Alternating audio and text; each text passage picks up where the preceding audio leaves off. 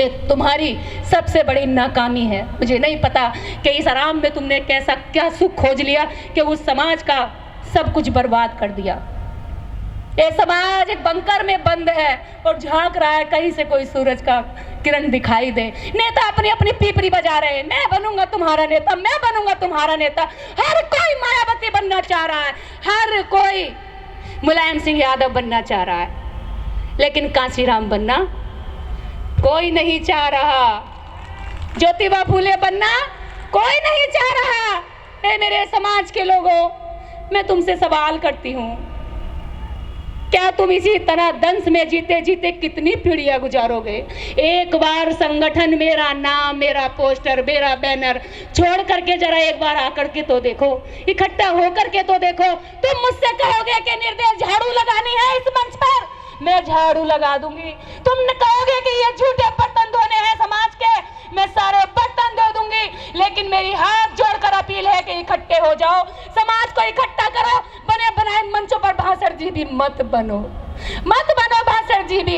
इन भाषणों से पेट ना भरेगा, अधिकार ना बचेगा। अधिकार तुम्हारी ये आम जनता बचाएगी, और ये आम जनता उस दिन कूच कर जाएगी। दिल्ली नहीं, दुनिया के जिस कोने में बुलाओगे उस कोने में आ जाएगी, जिस दिन तुम इसमें जाके अपनी विश्वसनीयता कायम कर दोगे।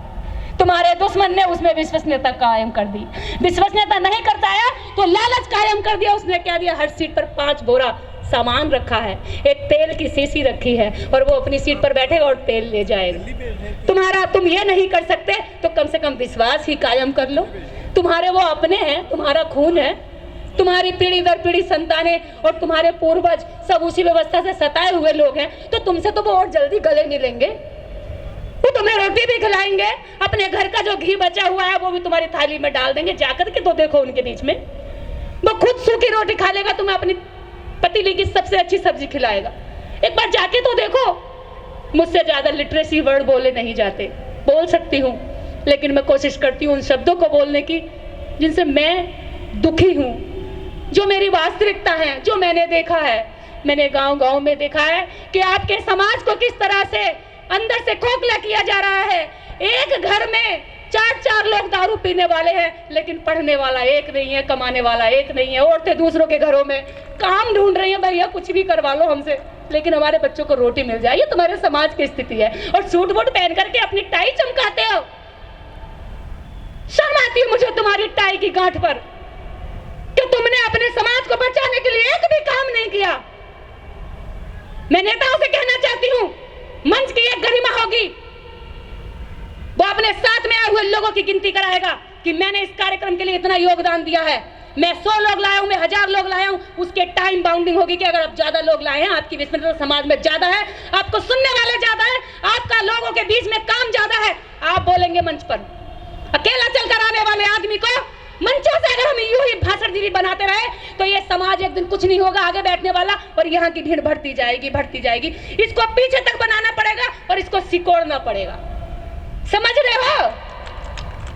इसको और ऊंचा करना पड़ेगा, क्योंकि वो कहेगा मैं पीछे से दिखाई नहीं दे रहा हूं, सामने वाले की पगड़ी ऊंची जा रही है। गर्दन झुकाएगा, मैं तो रह गया, मेरा मुंह आ जाए। अरे मेरा मुंह मत लो, कहीं भी कहीं मत लो मेरा नाम। मेरे समाज को बचा लो, अपने समाज को बचा लो। ये पीढ़ियां वरना तुम्हें आने वाली आगे जाकर के उन्हीं जगहों पर जूते मारेंगे जहां तुम्हें दफनाया जाएगा, और कहेंगे मुझको अपनी ताप देता रहा, कपड़ों को व्हाइट करता रहा और अधिकारों को खा गया सारे। आज हमें दूसरों की फिर से गुलामी करनी पड़ रही है। बस मैं शर्मिंदा होकर के इस मंच से जा रही हूँ। मेरे लिए आज इस कार्यक्रम में बाबा साहब डॉक्टर अंबेडकर को श्रद्धांजलि देने के लिए सिर्फ यही है कि बाबा साहब, आपकी बच्ची दुखी होकर के ये कह रही है जिस समाज को तुमने अधिकार दिए, वो अधिकार खाकर कायर हो गया, बहुत ज्यादा समझदार हो गया, बहुत ज्यादा बड़ी बड़ी बातें करने लगा और छोटे समाज को पीछे छोड़ आया। तुमने जिसकी लड़ाई लड़ी है उसी पर अब राज करने लगा, ये उसी को भाषण सुनाने लगा। बस बाबा साहब डॉक्टर अंबेडकर के इस कारवां को आगे बढ़ाने के लिए अगर जिस किसी के दिल में दर्द उठता हो ना, तो सामने आकर के कहे, और कहे कि हम अगर महीने में 4 छुट्टी मिल रही है तो 2 छुट्टी मेरी समाज की और 2 छुट्टी मेरे बीवी बच्चों की, और 2 दिन गांव में जाकर के काम करे। तब देखिए कि आपकी कितनी बड़ी आवाज उठती है। इतना बड़ा समाज और यहाँ देखो तो कुछ भी नहीं। अरे पूरे गांव, जब आप गांव में जाओगे ना तो 99% ओबीसी और एससी मिलेगा, और जब शहर की पोस्ट कॉलोनियों में जाओगे तो 99% आपको सवर्ण क्लास मिलेगा, और आप जीरो, अठन्नी भरवी नहीं हो, चमन्नी भरवी। और बात करते हो अधिकार लेने की, बात करते हो उनसे लड़ने की, राष्ट्रीय स्तर की सोच नहीं है, पूरे समाज को साथ लेकर चलने की सोच नहीं है। मैं क्या दूं, मैं त्याग करती हूं, कहने से नहीं होता, व्यवहार में छलकता है। सर के बाल से लेकर आपके नखून के पैर तक छलकना चाहिए कि वास्तव में आप समाज के लिए सच्चे हो। आपके व्यवहार से दिखना चाहिए, आपको कहने की जरूरत ना पड़े। इसी के साथ जय भीम, जय भारत। आप सब लोग कल फिर आइएगा मुझसे शर्मिंदा होने के लिए।